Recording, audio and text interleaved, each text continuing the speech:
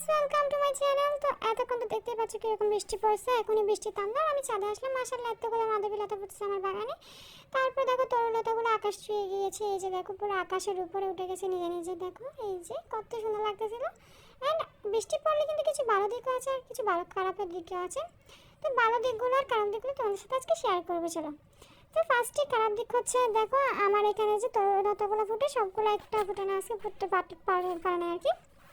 তো তারপর হচ্ছে দেখো এই যে পানি জমে গেছে, টবে অবশ্যই পানি যাবে, কিন্তু ভালো দিকটা কি জিনিস দেখো, আমার রেনলিলিগুলোতে ফুল চলে আসছে বৃষ্টির কারণে। বৃষ্টি পড়লে কিন্তু রেনলিলিতে ফুল ফুটে। মাশাআল্লাহ দেখো সবগুলোতে ফুল ফুটছে। এই যে দেখো কত সুন্দর কতগুলো ফুল ফুটছে। এগুলো হচ্ছে তাই লিলি, বেশি রেনলিলিগুলোতে এখনো ফুল আসে না, এগুলো আমি কেটে দিয়েছি, অবশ্যই ফুল আসলে আপডেট দিব। আর হচ্ছে যেহেতু বৃষ্টির পানি জমে যাচ্ছিল, এই জন্য আমি এগুলো সেরে নিয়ে যাচ্ছিলাম এক এক করে।